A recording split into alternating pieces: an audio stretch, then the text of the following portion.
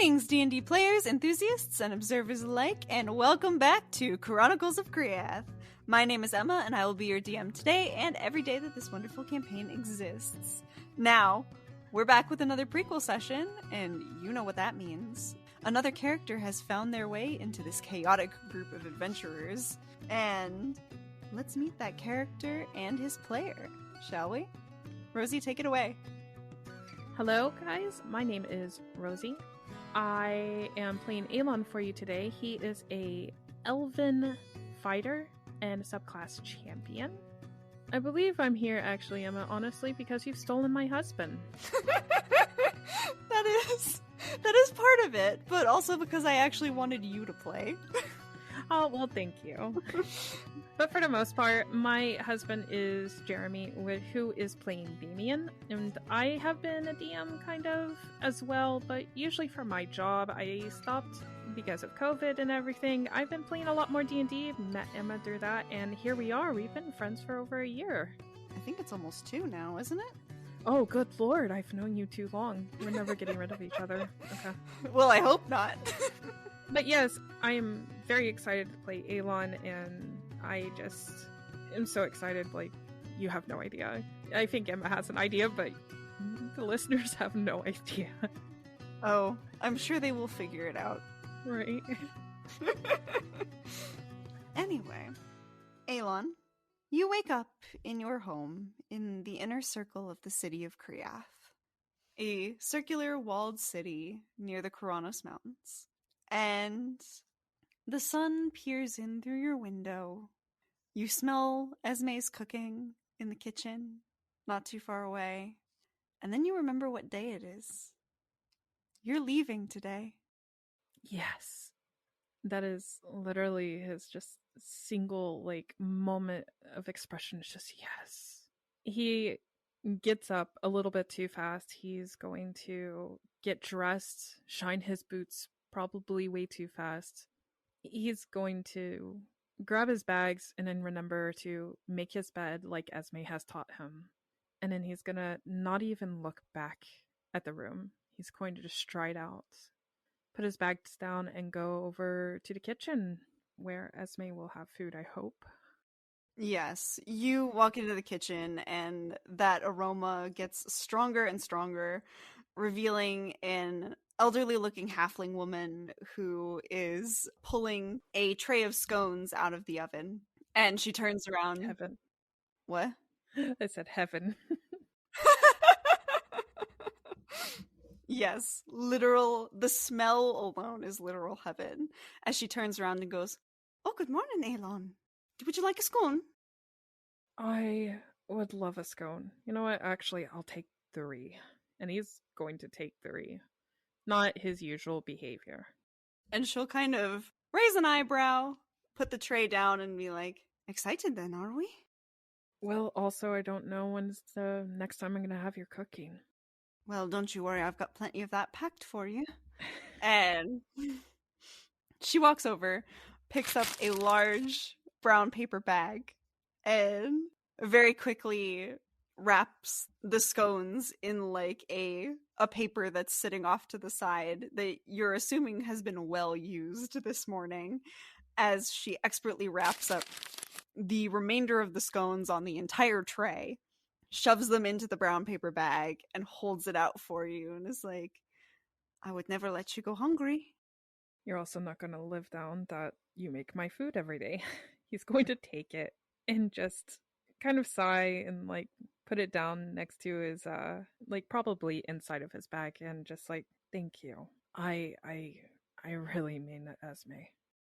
Of course, it's my job. You're like my child, seeing as these pesky elves don't want you for whatever reason, but I'm glad to have you. Thank you. Right, and he's gonna go back to the dinner table and he's gonna sit down and begin to eat and get what he can into his stomach before he gets on this boat. You see Esme kind of shuffling around, almost. You see her dart back towards your room. You're guessing to make sure that you didn't forget anything before coming back and being like, "Oh, the lieutenant stopped by this morning around dawn and left these for you. And she picks up a couple of what look to be wrapped scrolls and a sealed envelope that contains a letter. You open up the letter and see in your friend James's scrawled handwriting, in short, without reading it to you verbatim, he congratulates you on the opportunity to take on such a dangerous and groundbreaking mission, as they haven't sent someone out in nearly since the city was built. No one has left the walls. And he states that in the scrolls are copies of the only maps that they've had in decades. Oh. So they'll be the best way for you to find your way to like a port where you can find passage anywhere or find your way on land. He doesn't know how accurate they are though, so it may be worth it to stop somewhere and get them checked. He also states that your best, according to the council, they remember hearing rumors about a grove of trees that isn't quite what it seems and are particularly curious about it. So they're suggesting that you start there and make your way across the rest of the world that way. Wonderful. Okay. And so you said the rest of the documents, I have to get them checked to make sure they're legit, right? Well, he didn't necessarily say they weren't legit. It's just that from what he understands, they're incredibly outdated. Oh boy. As in, these maps are from when the city was first built, and the first cartographer included Kriath as a city on the map. Okay, so I understand what I need to do then. So he's gonna sigh at that and just be like, well, my job got a little bit harder, Esme. Oh, I guess I'm gonna have to update all of this at some point. That just means I might be gone a little bit longer. And I'll actually talk to people. good. You need to. And I mean it. I will. As long as it's not the family. Of course. I will. Family don't know what they're talking about, no way. Well, he's gonna like kind of shove the rest of the scone into his mouth and put the papers in a nice secure location on his bag. And he's gonna kind of sling one of them over his shoulder and just like, I do need to get going. All right. Are you coming with me to say send me off? I can accompany you to the inner circle gate, but you know I can't go past there. Yeah. Okay. And you know what to do if I don't write back in a month, right? I know what to tell the family. Doesn't mean I have to be happy about it. I mean, you could tell them the way I did. Leave them a letter and see how long it takes them to try to find it. I know they don't come to my house. Yeah. But I just... Esme, it's okay. I need this. I don't even want to think about you not coming back. And I know... And she kind of, like, walks over to you and sort of, like, stands up on her tippy toes to sort of pinch your cheek. Oh, God. You're the only family I got at this point, Aelon. I don't want to think about you not coming back. But... He'll put a hand on her shoulder and just like, you're really the only family that I got. They're not the same as you. You know that. I do? I'll come back. I promise. I guess an elf's word, right? Something like that. Whatever those fuckers call it. I'll hold you to it. Right. You don't come back, I'm gonna hunt you down in the afterlife and haunt you. You hear me? Is that an elf's promise? Or a halfling's promise? And she's gonna kind of put her hands on her hips. You really could mistake me for one of those? Okay, a halfling's promise. It's serious. Got it. Indeed it is. Don't you forget it. Yes, Esme. Take care of yourself. I will. I'll make my bed every morning. Good boy.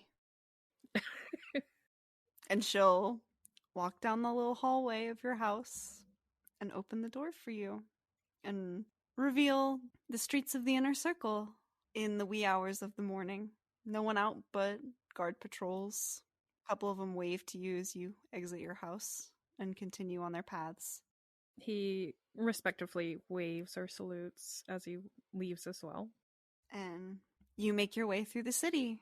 Esme kind of leads the way You notice her take a few roundabout turns as if to sort of prolong things, but ultimately you come to the gates of the inner circle, and she kind of looks up at you and says, "Remember your promise," I remember. and gives you one last big hug. I give her a big hug as well. I don't care who's watching at this point, but I wait for her to let go first. She takes a couple seconds, really squeezes tightly, though it doesn't really feel like it since you're wearing your armor. Yeah. That's got to be so uncomfortable. She doesn't care, but she finally lets go and says, "Goodbye, Aelon. And goodbye, Esme. Until we meet again. Until we meet again." Oh, yeah, there's one last little note in your bag that I left you. Read that when you get a chance. Uh, And she starts walking back towards the house. You can see tears kind of welling up in her eyes, so she turns around so that you don't see them and then starts walking in the other direction. I'm gonna give her that moment, turn around, stare at the gate, and just like a deep breath, and just go. And start heading off to my first leg of my journey. They let you through with no problem. You pass through the one of the two undesirable sections of the city, though it has been done up more like a tourist's trap than anything else. You pass by a lot of inns and taverns and various other entertainment establishments before coming to the main gate of the city, which is also promptly opened for you. Lovely. And as they open it and you step out, you see the wide expanse of the world laid out before you. And just that first step onto the grass or just the soil, no stone, is going to be so odd, but he's just going to actually smile. No resting guard face, nothing. Just, okay. And he will, like I said, he's going to keep going and he's not going to look behind. All right. Now, as you make your way out of the gate and in the direction of something, what should have been a 2-day journey quickly turns into 3.5 days of getting turned around miserably. Because as you discover when you hit your first little town right outside of Kriath, this map is 80 years old and a lot has changed. That little town wasn't even on your map when you wandered into it. Oh my lord, okay. Thankfully, one of the women who works at the inn and tavern that you're staying at, her son happens to be a cartographer apprentice. She admits that he is training with a Loxodon down in Brillia, which is a port town directly to the south. I have no idea what a loxodon is, but I just nod. Mm-hmm. And she writes a quick note for you and says, "If you find my son, his name is Simon. If you find him, give him this, and he knows my handwriting. He'll give you an updated map, because this is just miserable. But if you keep wandering straight south, you should be able to find it pretty easily." Straight south. Okay. So he'll kind of look to the sun whenever he's like the next morning, I suppose, when he's leaving, know which way, the sun is rising and immediately look south and just go south. Mm-hmm. Follow, hopefully, some sort of road or path that way. There does happen to be a road, and you do find some signs that lead you in the direction of Brillia, which, when you arrive, it's nowhere near as ostentatious as Kriath. Neither was that other city, and was that little town. Oh, not at all. But she described it as a port city. Okay. You would expect a little more out of it, only knowing one city your entire life. And there are some very impressive buildings. All of them are built out of some sort of clay bricks and go a few stories high, depending on what type of building you're looking at. Wow. Okay. But there's no tall walls. There's no insane amount of guards at the gates, though they do have some patrolling throughout the streets and alleyways of the city. And you're very thrown off because a lot of the people who are roaming around here don't look like anything you've ever seen. Some of them look like cat people. You've seen someone with the legs of like a goat wandering around here somewhere.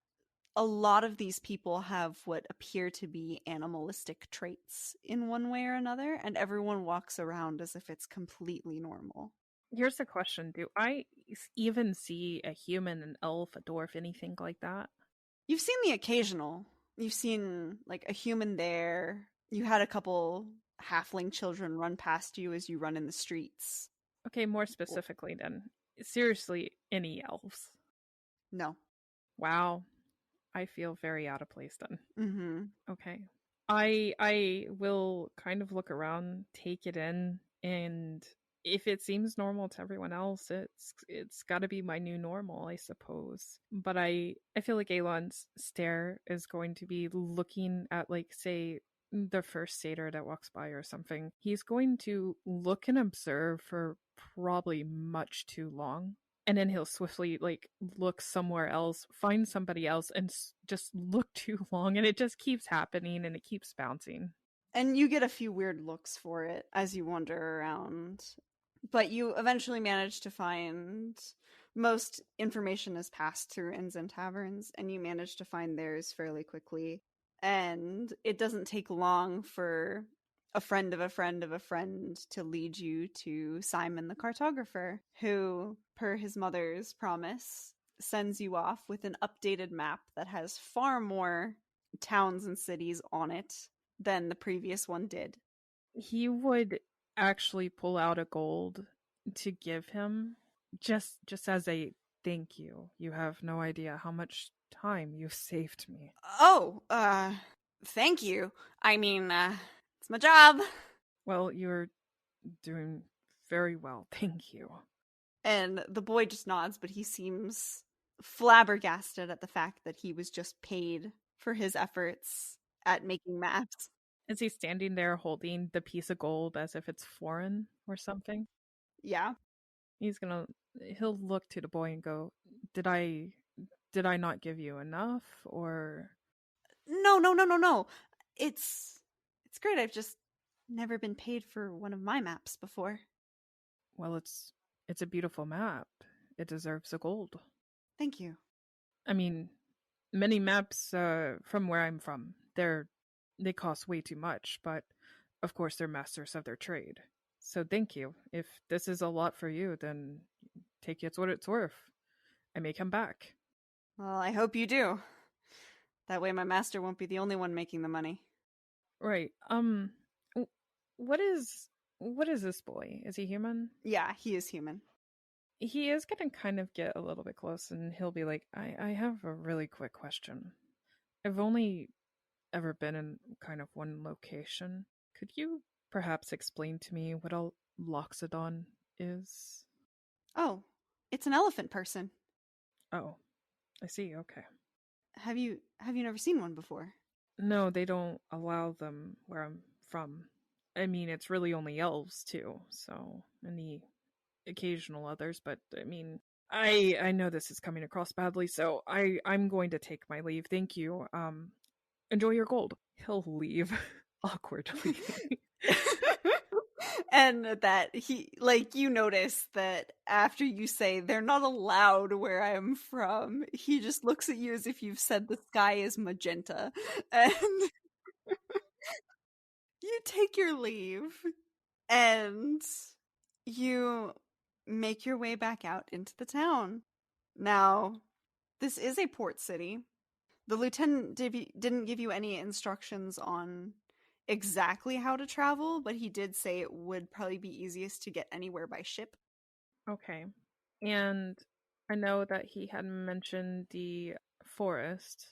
Mm-hmm. So I'm going to look at the map now that I'm kind of away from that awkward situation, and he'll look to the map and kind of find out perhaps where that might be and how far away.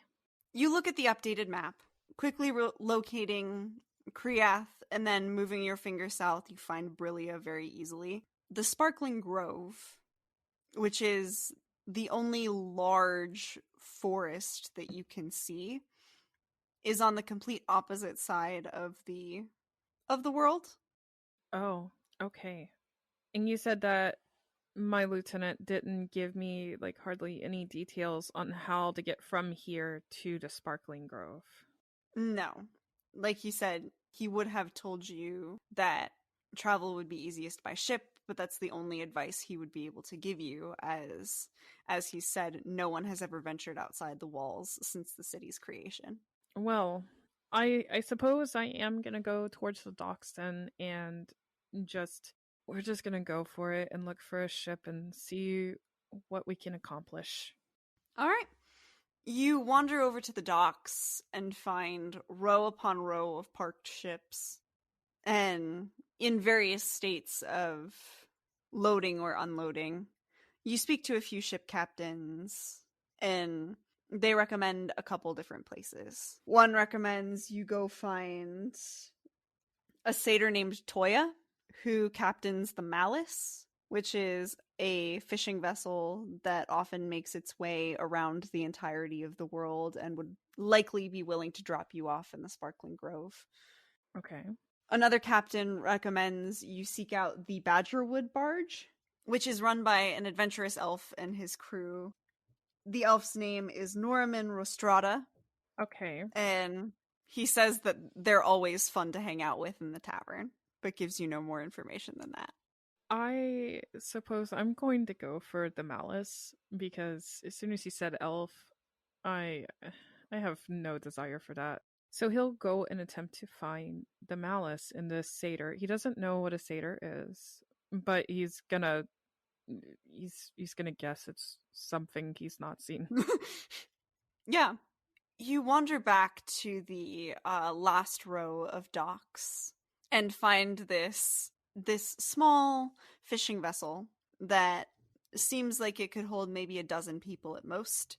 And you see a group of what appears to be both men and women, the ones with goat legs that you'd spotted a couple before, but we're not particularly sure what they were, loading on some rations of various types, barrels of salted fish and other meats. You see a barrel labeled vegetables. I suppose I will approach the nearest person that seems to be at least helping with this vessel, and we'll just say, "Excuse me, I am looking for someone named Toya, I believe." You mean Toya? Toya, yes, yes. Captain Toya. Yes, Captain Toya. He's over there.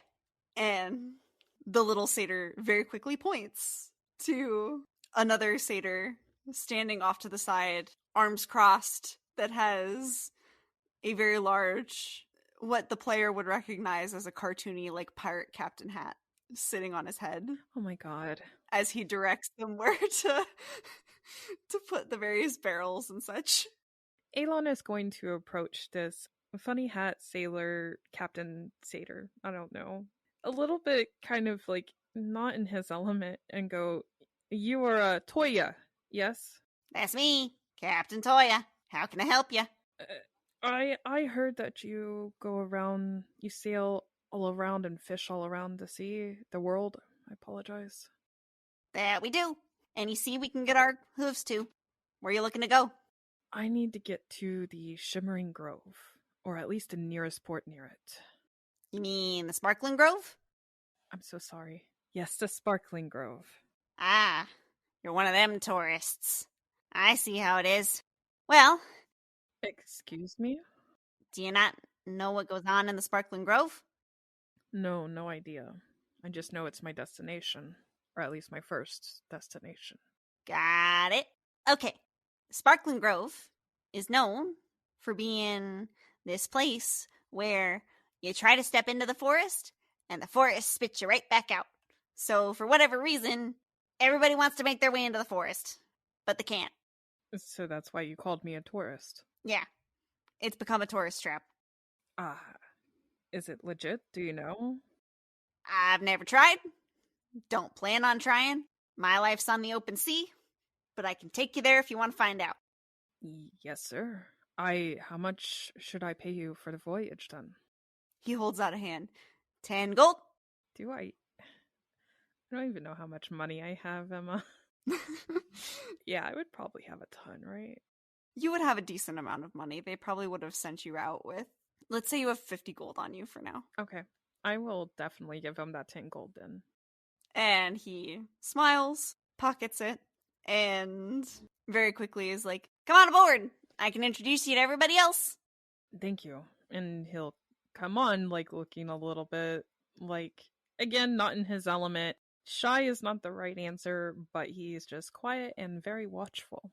And he introduces you to 5 other satyrs that man this vessel with him that, funny enough, all have kind of similar sounding names. They are Rhea, Antonia, Sella, Martinia, and Dragora. Dragora, okay. Yep, she's the one with the funny sounding name. Whatever you say. But he will kind of, if they're there introducing, he will tip his head at each of them very respectfully, and just, I guess, he'll look back to Toya and ask, so where do I stay? You'll stay down below with everybody else. You ever slept on a ship before? No, sir. You ever been on a ship before? No, sir. That's okay. We'll show you. Okay. And he basically is like, you'll sleep in a hammock. It's an open room. That way you're not falling off your bed in the middle of the night because of the rocking of the ship. Oh. You don't get motion sick, do you? I don't believe I do. Well, I guess we'll find out. But if you puke, you're cleaning it up. Okay. And most importantly, remember to have fun on this ship. You're in for the long haul. This journey's about 10 days. So. Oh, that's good time at least. Thank you. Aelon is going to take a moment, kind of sitting there with the information now, and go, in his mind, he's wondering if he should bail now, because this is a lot to ask of him. My goodness. I chose a zinger. Holy crap. Yes, you did. But I suppose he will kind of like start wandering around at that point. If it seems like he's welcomed aboard, he'll try to find these hammocks. And I suppose he'll find maybe like a room with them all or something. Yeah, there's really only 2 sets of stairs that take you below deck. One of them takes you to the storage area where they are placing all of the barrels and supplies and anything they could need on this journey. The other is the room with all the hammocks. There are about 12 hanging, though the crew right now is about 6. You make 7. Okay. So is there any place that I can maybe find like a chest or some type of bin or anything that I can just put my bag safely away? They would have next to all of the hammocks like a small wooden chest that you could store all of your things in.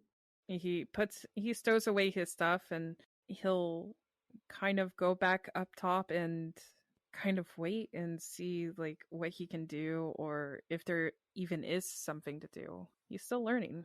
And these satyrs would, as they make final preparations to cast off, would sort of show you little things about the ship, like where the crow's nest is and what you use it for. Have you help them pull ropes that are too hard for just one of them. Kind of put you to work in that way. Kind of, sort of. But other than that, they've packed up all the supplies, and very soon Captain Toy is calling out, all right, everybody here. Don't want to leave anybody behind. We're about to set sail. Aelon doesn't retort. He waits. And when no one says anything, he kind of does a quick head count based on who he can see and is like, seems like everybody's here. Away we go! Wonderful. And you set sail. Woo. You spend 10 wild days at sea, with this crazy crew of satyrs who work hard during the day and drink like crazy at night. Oh my goodness. Aelon does not drink. He will fake a drink if he has to, but it's not that he won't drink because of anything. He's not a drinker. The last time he drank, things went wrong, and he got in trouble. Oh boy. Here, for the listeners, I'll explain. He got a tattoo. He's not supposed to do that. Well. So we don't touch alcohol. Yeah, they would still try to convince you to drink, but they wouldn't force you to if you insisted enough times that you weren't gonna drink it. If they ask, like, after they're drunk, I will fake the drinking, but I'll just, like, pour it into their cup or something, and, like, I'll fake it till I make it. Okay. Roll me a deception check to see if you are convincing Oh no. to these drunken satyrs. A deception check. That is a 15 plus 2, so 17. Well, they rolled a natural 2. So... Woo! I thought you said natural 20, and I was like, oh no! Aelon would probably start to really like these guys over the past, next 10 days. As he's close quarters, he's not used to it, he's not used to being around others, and especially not satyrs in general. And he wouldn't want to, like, after a few nights of, like, saying no more drinks, finally just like, yeah, I'll drink, and start to act, happy and fun and stuff with them. He doesn't want to, like, he would rather make friends. He doesn't want to break them because of his personality. Mm-hmm. So, and this boat seems to have it going on, so he'll try to make friends at least. Toya's boat has got it going on. All right, I like Toya. Okay, it wore on me. Hold on. What's that song with all the girls? With, like, where 3, 5, 3, 3, 4, 5. I got Raya, Antonia, Stella, Martina, Jagora, Toya. Sorry, I had to.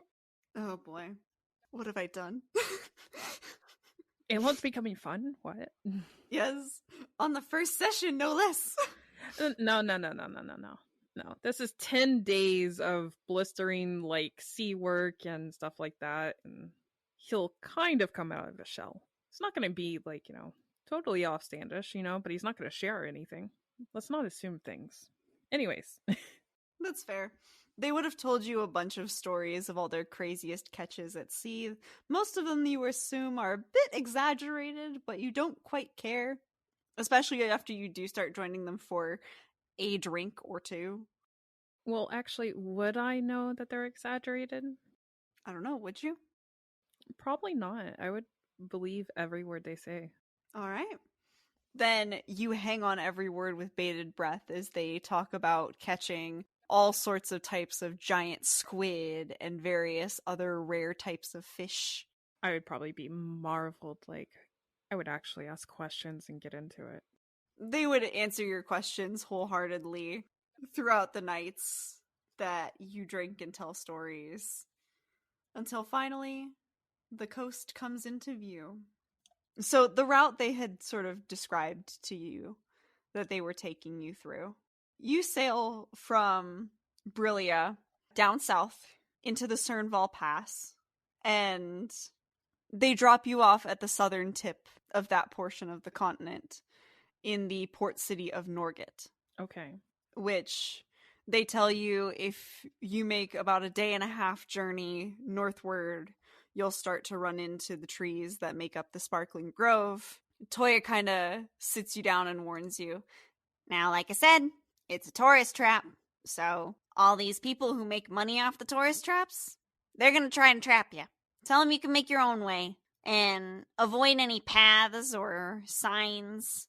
They've got this weird system set up around there where basically any town or whatever bordering the grove has their own designated area where they let tourists go in and get spit back out. Okay. So avoid those spots at all costs, because then you're going to have a lot of eyes on you, and they're going to ask you to pay to enter the freaking forest, which is ridiculous. Don't let them do it. That sounds fair enough. I got an idea. Thank you. I appreciate it, Toya. Anytime. And if you ever want passage on our ship again, all you got to do is find us. If I see you, I most definitely probably will again. I thank you for these past 10 days. Of course. Thank you for joining our merry little band. We don't get many passengers that are eager to make friends, oftentimes. They just want to sit in the hammock room alone and sulk, which makes no sense to me, but... I mean, I like to work a little bit. I would like to say that he did help with lifting and working something, because he likes to stay busy. Okay. Yeah, and they would have let you. They would have no problem with you lending a helping hand, especially since you're strong and capable.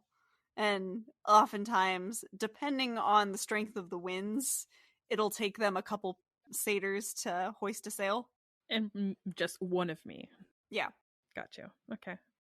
But they park their ship at Norgate to replenish supplies, bid you farewell, and you've found yourself in yet again another bustling port city. Well, the first thing he would probably want to do is probably find an inn or somewhere to stay. He'll get a nice good meal and a good bath and rest. The next day he plans to just he'll immediately get up and start to leave. I would actually also like to say he probably is going to write a letter to Esme at home, kind of explaining his trip so far, and he'll try to find a mailing service if there is one in this port town. So you would wander around a little bit, searching sort of the signs on all the buildings, and you would find the familiar sort of winged boot that would represent the entirety of the main continent's courier services. So you would know that they normally travel by foot, but they have various ships under hire to take any letters anywhere over the main continent and Escargot Island, though they do disclaim that they have not branched out to the many smaller isles branching off of the main continent. Okay. Yeah, so that letter will contain the dates of whatever day it is, and he'll kind of keep it a little formal and informal. Informal for Esme, but in the letter he'll also say, at least present this to the lieutenant, and at least tell him that the map was severely outdated, but I will be in a sparkling grove within a few days. And like I said, he'll just send out with that mailing service, and the next morning he will get up early and start out. Alrighty. Do you want me to tell my plan from what Toya has told me? Sure. I think I'm gonna try to avoid this tourist trap altogether. I wanna know if it actually spits you out or not. If he goes into a different area, and if he avoids the town and goes around kind of a little bit, if he can go in and maybe just start working and investigating there, because this is part of his job of to, find out what's in the world and what he needs to report, back for Kriath. Yeah. So you would very easily be able to spot the town directly closest after a day and a half journey north. You veer off to the side, avoiding the town and all its touristy bullshit. Go ahead and make me a survival check to start going through the woods. Absolutely. Oh my gosh, I rolled a 16. Minus 1, 15. Oh boy. I'm rolling high. This is nice. I know. You manage to very easily avoid running into the paths of the tourist trap town that Toya warned you about, veering further east whenever you hear the chatter of other people or see signs of footprints of any sort, as most of whatever else you traipse through has been untouched by any sort of humanoid feet. As after witnessing all of these animal people in the last place you sailed from, you're not entirely sure what to expect anymore from this strange outside world. Yeah. So, as the forest begins to thicken around you and you encounter more brush and more vines, you start to feel like you hear something different. Go ahead and make me a perception check really quick, please. I would also like to take out my longsword just in case. Okay. 3 plus 4 is 7. Oh boy. Yeah, you start to feel like you're hearing what sounds like music coming from ahead of you, but suddenly it disappears again, and you're not sure if you really heard it or not. Aelon will start to wonder if he's maybe heading back to the town again, or he's not quite sure. So he'll kind of like, I suppose, start to just kind of look at where he is, see if he can see the sky, and kind of reposition himself, maybe face a little bit of a different angle and start again. And he'll just try to keep and stay alert again. Yeah, you look up and you see, though the canopy is getting thicker, it's not entirely blocking out the sky, and you can see a bit of an orange hue taking over the sky. So it's starting to get close to dark. How about this? He'll start making a camp for now and just be alert at the whole time. He doesn't want to go further in because that could mean more danger. So he'll just start making a camp right there. All right, you start making your camp. Throw out your bedroll. If you're keeping an eye out again to see if anything else strange happens, roll me another perception. All right. That one is a lot better. 14. Oh my goodness, actually, that I chose the wrong. I looked at persuasion, not perception before. I actually only have a +1. So I got a 14 plus 1, 15. 15 is my lucky number tonight. Okay. Okay, not too bad. So you settle in for the night as the light slowly begins to fade and the orange turns to like an orange combo pink, then to slowly to the dark blue of night. You sort of light a small fire to keep both keep yourself warm and keep a little light in the darkened forest. Though you have dark vision, right? Do I? Do you as an elf? I don't believe I do. I don't see it anywhere. So Okay. we're gonna say no. Then you definitely want to keep some light, as it will be your only way to see. And He will make a campfire and just kind of keep it low but stoked. just as you're starting to get settled into, maybe you were overreacting about thinking you heard something before, the music starts up again. This light, airy, jovial tune that sort of drifts its way towards you, getting slowly louder and louder. And you start to see lights appearing in the forest, sort of flickering here and there. First 1 or 2, then 5 or 6, until it's up to, you could easily count a dozen, maybe 2. As these lights approach, the music swells, and this light begins to spin around you. First in individual dots, as you counted them, and then as they continue circling over and over and building speed, they all blur into one continuous spinning line of light. Suddenly, the scene behind that bright line shifts, and you're no longer in the forest, no longer at night. Instead, the sun illuminates a grove teeming with wildflowers and twisting vines, and the line of light separates to reveal dozens of tiny humanoid creatures giggling as their little delicate wings carry them away into the woods. All but one. This little strawberry-colored thing that floats its way on what look similar to butterfly wings and floats right in front of your face as you still sit in your sleeping bag. And a quick flick of her wrist and a gust of wind comes out and blows out the little campfire sitting beside you. And she goes, "Well, this is a new discovery." I have never heard of anything like this before, correct? Never. he'll say, "This is, you're also a discovery, I suppose. What are you, exactly?" What, have you never heard of a pixie before? Never. Well, then I suppose you have now. Aliana. And she holds out a hand.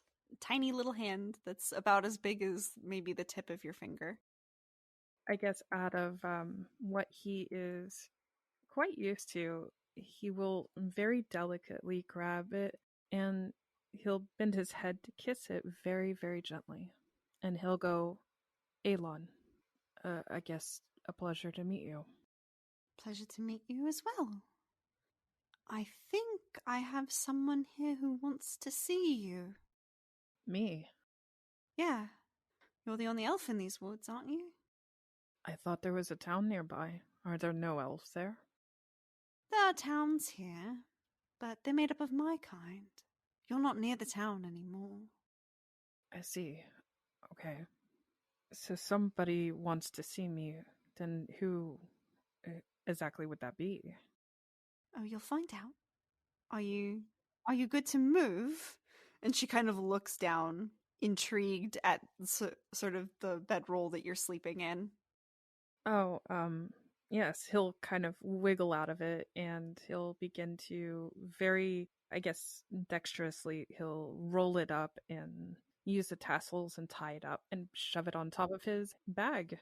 He'll put it, swing it on his back, and he'll go, "After you, my lady."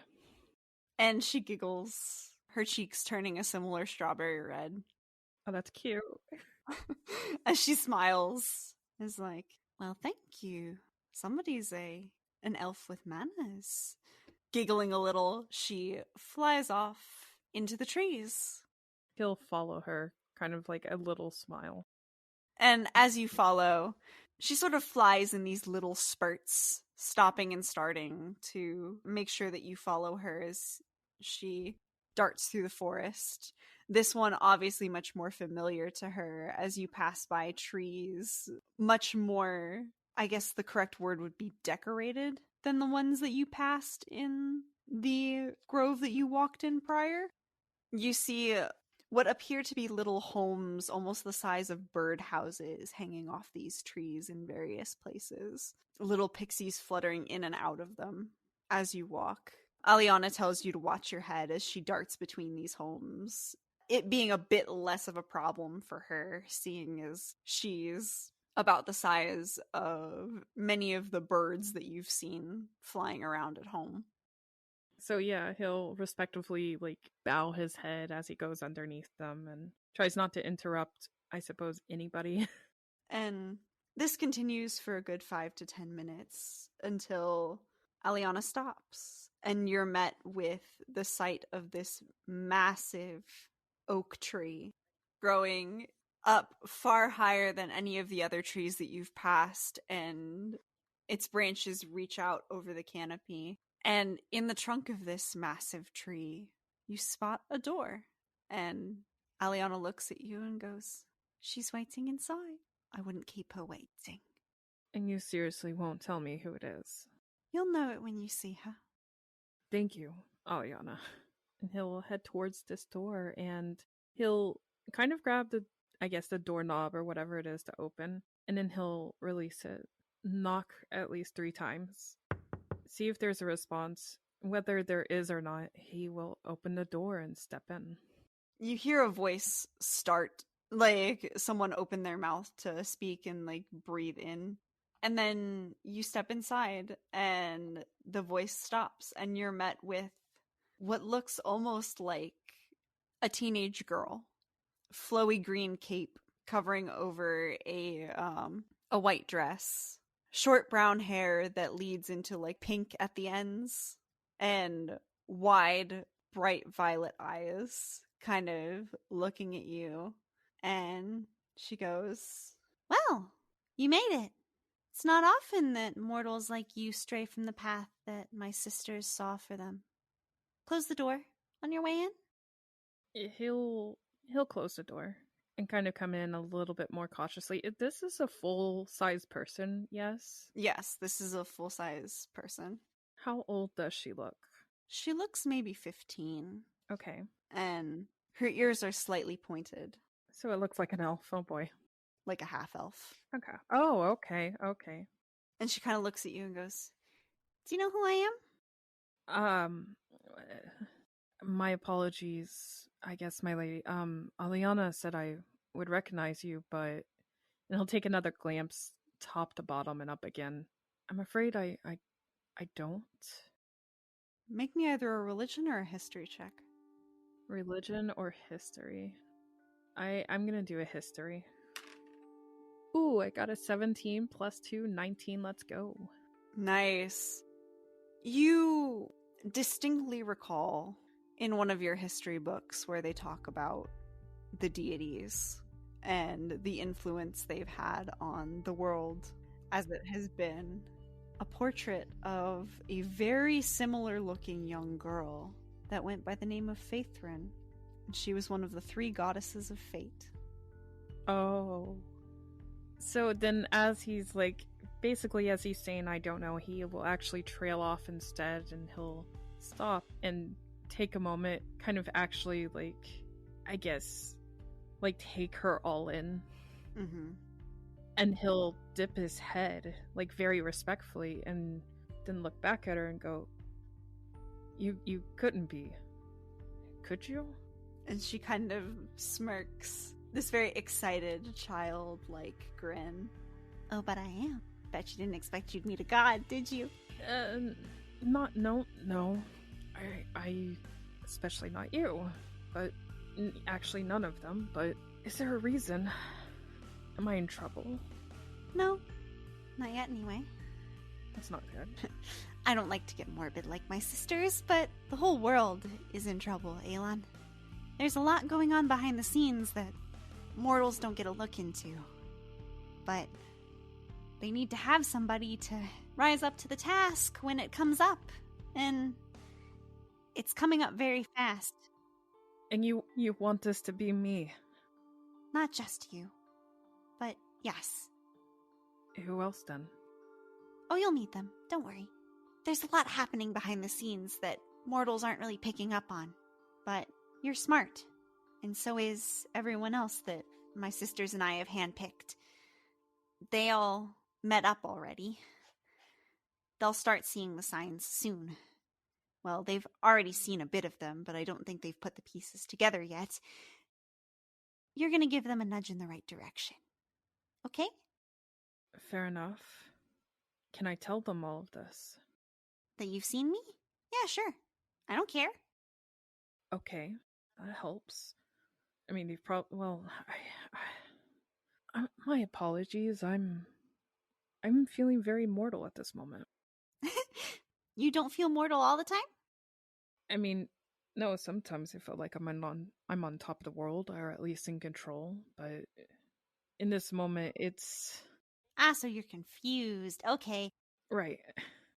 Unfortunately, there's not a lot I can tell you, because this is a path that you guys need to walk on your own, and my sisters would be very mad if they found out I came to see you. Right, so I'm supposed to find them, find out what is happening to, I guess, the world that other people aren't seeing, and you can't tell me much more. Well, your friends will already be sort of on the path. You just need to make them aware that there's a path to look out for. Okay. Oh, that's what I was getting to. It'll be a lot clearer when they're brought here, because the fairies need their help too. Okay, so the fairies need help. Yeah. They don't want to broadcast their issue publicly, though, so this wouldn't be found on any sort of job board, but I figure I'm good enough of a delivery person to put you on the job, so to speak. Well, I suppose I can't ignore the words of a god now, can I? I would hope not. Or a goddess. Same difference. Doesn't matter to us. We've lived for thousands of years. Got it. But if they need a reason to trust you, or some sort of sign, give the one with the long black hair this. And she reaches over to her side and draws a wooden sword with a multitude of runes and symbols carved on it and holds it out to you. I think he'll know what it is. He'll take it and he will inspect it. And he will pack it away in his bag very cautiously and safe. The one with the long black hair. Okay. Yep. Any other questions? I'm afraid to ask. That's okay. No, then, my lady. I'm my goddess. My goodness, I can't believe. Okay. I think I understand. Thank you for this message. Of course. Thank you for all that you'll do, and all that you have done. I will see you soon, Aelon. And he'll nod and kind of awkwardly, I guess, start to back up and leave, perhaps. Mm-hmm. He's mind blown at the moment. For good reason. He just spoke to a god. Yeah, did not expect that on the first job. That's fair. And as you walk out the door, you're met with Aliana fluttering in front of the tree. She's like, "Oh, you're done? All done. Good. Now, if you'll come with me, I will escort you back the way you came." I have to go back. "Only for a bit. She told you there were others, right?" Yes, she did. Good. I don't know how many or who or what, honestly, at this point. "You'll know it when you see them." After you did. And she will start fluttering back the way you guys came, weaving through the same houses and the same trees until you get back to that little clearing that you started in, covered in wildflowers. She sort of gives this little whistle, and all of her pixie friends come giggling back, and the circle of light transports you back to your camp. Alrighty then. Wow, Aelon's gonna have a lot of good stories for Esme. Indeed he shall. He is going to feel very awake. Did he get any sleep at all? No, but you notice that it appears at this moment to be about midday, whereas when you left that clearing, the sky was barely starting to turn like orange as if the sun was setting. And you realize time definitely has passed, but you're not sure how much. Okay. Then at this point, he's gonna give up on sleeping for now, and he'll grab his things. I mean, he already has his things. He'll clear out his little campsite, kind of reset the land. He won't head deeper into the forest. He'll just start heading towards the town. Instead of exiting the forest and going back around, he'll just try to guess, like according to his map, where the town is and just try to start heading there and see if that works. And as you start heading back towards this town, doing your best to sort of gauge by glancing at the map and then where you think you're going, you stop as you hear multiple sets of footsteps. And that's where we're going to leave it for tonight, ladies and gentlemen. Oh no. Thank you all so much for listening. I hope you enjoyed Aelon's wild prequel that lasted quite a bit longer than everyone else's. I apologize. We had quite a bit to cover today. No, I apologize. Why are you apologizing? I'm the one who created some story. I got heavy in the feels, okay? At all parts, okay? At all parts. This is an amazing journey for Aelon, and I'm excited. Indeed it is. And I hope you guys will come back to listen to more of it. If you want even more content, you can check us out on social media. We are Chronicles of Kreath Pod on Facebook, Instagram, Twitter, and TikTok. All one word, all lowercase. And hopefully you will join us all next week for the continuation of Chronicles of Kreath. Thanks for listening, guys. See you next time. Bye! Bye-bye!